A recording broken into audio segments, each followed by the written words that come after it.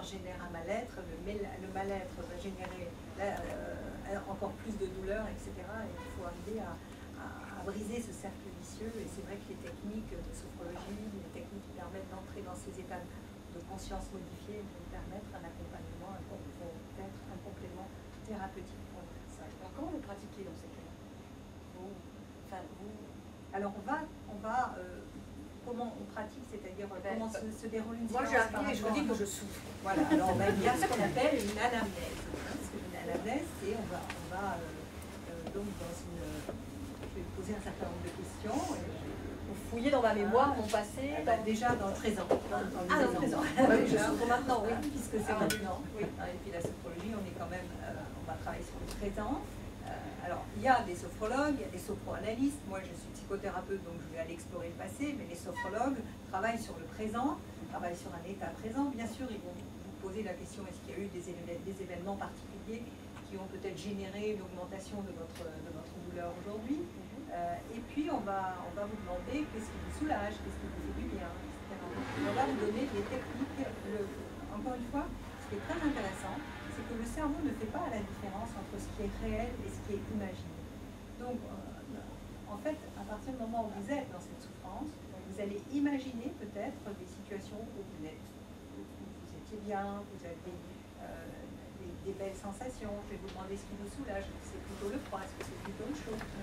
Et puis, vous allez me dire c'est le chaud. Eh bien, je vais vous amener, ou les sophrologues vont vous amener, dans cet état de conscience modifié à travers un état de relaxation qui va débuter par la tête. On vous fait faire des séances de sophrologie pour commencer par les pieds, c'est pas de la sophro. Donc on commence par une détente. Pourquoi la tête? Parce que c'est la partie la plus importante qui pèse le plus de poids et aussi qui contient beaucoup de choses. Donc on va commencer par la détente corporelle, la tête jusqu'aux pieds, et on va amener la personne déjà dans cet état de conscience modifié. Son attention est captée par autre chose que la douleur. À la fin d'une séance, elle va se sentir bien et on va lui dire que comme on va la rendre autonome, elle va pouvoir elle-même pratiquer sur elle-même. Et ça, c'est l'avantage, c'est justement, on va rendre les personnes autonomes à travers des techniques qu'on va leur demander de pratiquer chez elles. Ça peut être des techniques respiratoires, des techniques de visualisation. Là aussi, c'est corroboré par des études scientifiques. Pascal Léon a travaillé, professeur à Harvard, et a travaillé sur justement en neurobiologie sur le réel et l'imaginaire. Le cerveau ne fait pas la différence. Et ça, c'est vraiment tout à fait récent aussi. Donc, on peut, et les gens ont besoin, ils ont besoin d'une assistance. Ils ont besoin de savoir que ce n'est pas d'un coup de papa, que ça repose sur des études qui aujourd'hui qui sont vraiment réelles. C'est-à-dire, on peut. Avant, on disait aux enfants qui avaient vécu des carences et des traumatismes, mais vous êtes fichus, toute votre vie, vous aurez des problèmes, etc. Aujourd'hui, on sait, grâce à ces travaux-là, que les connexions neuronales, elles vont continuer. Il y a une plasticité neuronale qui fait qu'on peut continuer grâce à des phénomènes de résilience, grâce au travail que l'on peut faire sur soi, eh bien, on peut augmenter cette plasticité neuronale. Donc ça, c'est vraiment une grande avancée aussi. On avait reçu M. Le Marquis qui a travaillé sur l'art thérapie, lui c'est surtout le cerveau et la musique. Et moi il m'a littéralement sidéré quand il m'a dit, quand on prend maintenant, quand on observe en fait le cerveau de musicien, on arrive à localiser la partie développée du cerveau. Ça encore on se dit, on est d'accord, pourquoi pas. Alors moi j'ai trouvé extraordinaire qu'en plus l'instrument est localisé dans le cerveau, là où il est positionné dans l'orchestre. Alors moi ça, j'ai trouvé ça extraordinaire. Et ça rejoint tout à fait ce que vous dites, et on a de plus en plus d'avancées dans ces domaines-là, qui sont absolument passionnants, et ça intrigue aussi en même temps, parce qu'on a l'impression que par le cerveau, on peut se réapproprier son corps, au point que je ne dis pas qu'on peut annihiler la souffrance, parce qu'elle est là, mais je crois qu'on a des capacités absolues dont on ne se sert pas, parce que je crois aussi que ce n'est pas notre mode dans notre civilisation. Est-ce qu'on va en Asie, on va dans des lieux où on pratique davantage la méditation? Je pense qu'on est plus enclin à ce genre de discipline. Moi, j'ai envie de dire que nous sommes, enfin que la sophrologie, justement, on va travailler sur les ressources de la personne, et je dis toujours à nos étudiants, vous êtes des stimulateurs de ressources. Allez trouver les ressources chez les personnes. Et dans les anamnèses, c'est beaucoup plus orienté justement le questionnement sur qu'est-ce qui vous fait plaisir, qu'est-ce qui vous fait du bien, est-ce que vous avez un réseau social, est-ce que vous avez des amis, et puis de travailler dans cette stimulation de la psychologie positive. Hein. On parle beaucoup de psychologie positive, mais ce qui est important, c'est de savoir qu'on a tous des ressources et qu'on ne les exploite pas suffisamment. Et c'est justement aller puiser dans le questionnement dès les premières séances et travailler sur les ressources positives du patient. Il ne sait pas qu'il en a, il vient vous voir, il est démuni, il ne sait pas qu'il en a. Et en fait, c'est arriver à lui faire prendre conscience qu'il y a énormément de ressources qu'il n'exploite pas. Et puis, je crois aussi dans une société où tout va très vite, et puis on a vite fait aussi de nous agresser rapidement, mais il y a une sorte de perte de soi. Je crois qu'on s'égare, et on s'égare sur des valeurs. On a l'impression aujourd'hui que même des valeurs tout à fait classiques, traditionnelles, sont des choses démodées, alors qu'en fin de compte, c'est des valeurs que nous avons construites. C'est bien la modernité, c'est bien les changements, c'est bien tout ce qui est un peu révolutionnaire, mais il y a aussi peut-être un fond classique qui a maintenu l'humanité jusqu'à aujourd'hui, qui est peut-être bon peut-être de conserver, ou en tout cas pourri pas, hein, on pourra dire ça comme ça. Vous parlez aussi de la peur. Alors ça, oui, parce qu'en fait la peur, on sait bien, bon, la peur elle a une fonction positive aussi, hein, parce qu'elle permet, quand il y a un danger, de pouvoir fuir, hein, mais la peur, on parlait du cerveau, quand vous êtes dans des états de stress permanent, il y a dans votre cerveau l'amygdale qui est là et qui agit comme une sorte de warning, de gyrophare qui est là en permanence et qui crée des états de panique, des états sur le plan psychocorporel, de désudation, de tachycardie, toutes sortes de choses. Et justement, grâce à ces états de conscience modifiés, on peut arriver à abaisser le niveau de vigilance et le niveau de peur.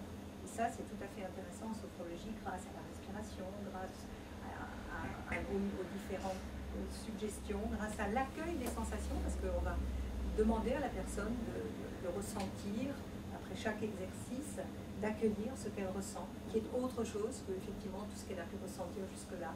C'est-à-dire on va transformer la peur dans un état plus agréable, un état conscientisé par la personne, et on va lui faire prendre conscience qu'elle a ce pouvoir-là. Et Caicedo, à travers la relaxation dynamique aussi, à travers des mouvements dynamiques, parce qu'il y a des personnes qui ont beaucoup de difficultés, hein, personnes qui sont quelquefois liées à la pulsion de mort, qui ont cette angoisse de mort, le mouvement statique, enfin la position statique est en général appréhendée de manière assez anxiogène. Donc on va utiliser des techniques dynamiques en position debout, relaxation dynamique premier degré pour aller évacuer la peur avec des exercices spécifiques comme la cible. On va taper dans une cible, on va imaginer que la peur est là, on va la sortir grâce au souffle aussi. Donc c'est vraiment basé aussi sur le souffle. Le souffle en philosophie, hein, il y aurait beaucoup à dire aussi. Oui, mais je vous écoute parce que c'est passionnant ce que vous nous dites, et puis j'ai analysé la peur parce que nous en philosophie, on a une autre façon de penser la peur. La peur en fait elle est toujours identifiable. J'ai peur des chiens, des araignées, voilà. Si c'est trop amplifié, on dirait j'ai la phobie. Voilà. Mais c'est très identifié. Alors qu'on a un auteur comme Heidegger qui a parlé surtout de l'angoisse. Oui. L'angoisse c'est diffus, ça vous prend généralement dans la nuit quand vous pouvez appeler personne, c'est quelque chose qui vous prend vraiment presque viscéralement et qui après va remonter. Quand ça arrive au cerveau, c'est le moment où justement on est saisi par cette angoisse et on ne sait pas comment s'en débarrasser. On aimerait un coup de fil, on aimerait quelque chose qui sorte, enfin, vous voyez, ce travail que vous dites de faire justement, on aimerait casser la dynamique et il est impossible de la casser.